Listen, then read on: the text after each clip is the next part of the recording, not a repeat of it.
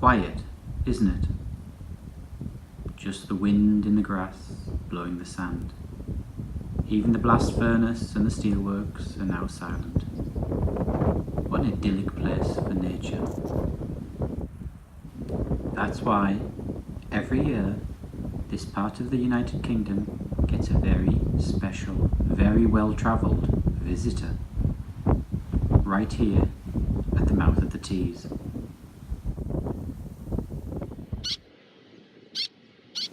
Let me introduce you to the little tern. Nowadays, it's quite a rare bird in Britain, certainly for nesting, and yet Teesside is one of the places it likes to come. It spends its winters in Africa, but travels all the way up 5,000 miles through the rest of Europe to come to Teesside to build its nest.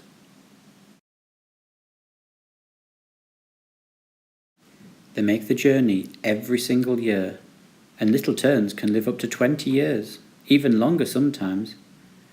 They mate for life, and they always return to the same place to make their nests, unless they're disturbed.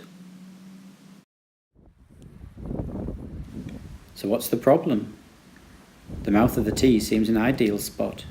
Nice shallow water with great fishing, quiet, nobody about. What could possibly be wrong for the little terns to keep coming back year after year?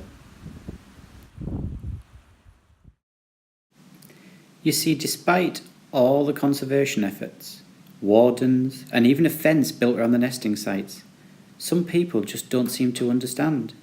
Either they don't know or they don't care that once these birds have gone, they won't come back. We'd have driven them out of Teesside. So your challenge today is both difficult and yet very simple. The question is, how do we protect the nest sites? There are two ways that we could look at this. One is by protecting the site. What can we do to make sure that people don't go near the nests?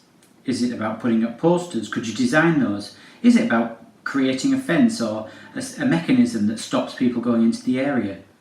That would be the first way of thinking about things. The second thing is to think about how we make people more aware of the issue. Could you write letters? Could you create persuasive texts that explain to people the problems that face the birds? You will need to do some research in order to do that.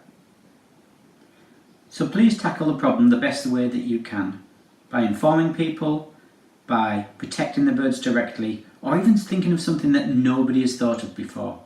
This is a real problem, and if your idea is really viable, we will be using it in the real world to help protect the birds.